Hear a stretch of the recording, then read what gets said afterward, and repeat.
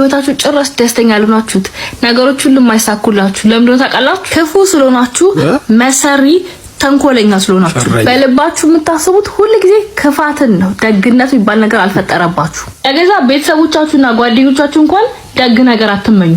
የሆነ ነገር ላይታችሁ መጥፎ ነገሩንና አቃቂሩን ነው የምትፈልጉት። ቤተሰቦቻችሁ ጓደኞቻችሁ እንኳን ጥሩ ነገር ሲገጥማቸው ደስ አይላችሁም። አይናችሁ ደም ነው የሚለብሰው። የራሳችሁ ህይወት ይወረደ ስለሆነ የሌሎችን ምንም ያላደረጓችሁ ንጹህ ሰዎች ህይወትም ለማውረድ ትጥራላችሁ። ለራሳችሁ ደግ ስላልሆናችሁ ራሳችሁን ስለማትወዱት ሌሎች እንዴት ደግ መሆን እንዳለባችሁ ሌሎች እንዴት መውደድ እንዳለባችሁ እንኳን አታውቁም። የምትወዱት ልክ እንደናንተ ተንኮለኛና ሸራኝ የሆነ ሰው ብቻ ነው። ይታይ ምሳሌ ልስጣችሁ። አንድ ቲክቶከር ላይ በቃ ምንም ያላደረገ ደህና ስራ የሚሰራ ሰው ቲክቶክ ቪዲዮ ላይ ገብታችሁ እስኪ ኮሜንቱን አንብቡ።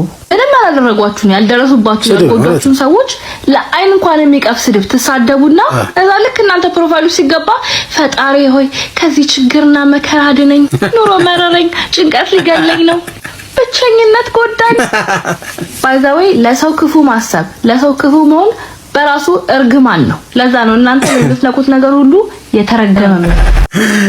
እቺ ልጅ እጅግ በጣም ነው የምታዝናና። የምትናገረው ንግግሩ በሙሉ ነጯን ነው። በቃ እውነቷን ነው።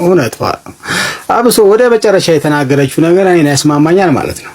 ሳንደርስባችሁ ቪዲዮአችን ስር ገብታችሁ ምንም ያላረግናችሁ ሰዎች አብሶ ቲክቶክ ላይ በቃ ለመግለጽ የሚዳግት ስድብ ሰድባችሁ ትወጣላችሁ። እናንተ ፕሮፋይል ላይ ደግሞ ስንገባ ጀለሴ እንዳለችው ነው እንግዲህ።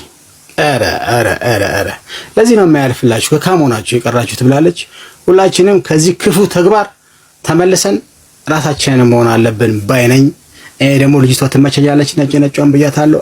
እናንተም እንደምትመቻችሁ እርግጠኛ ነኝ። አዎ ተመችተኛለች። ይመቻት።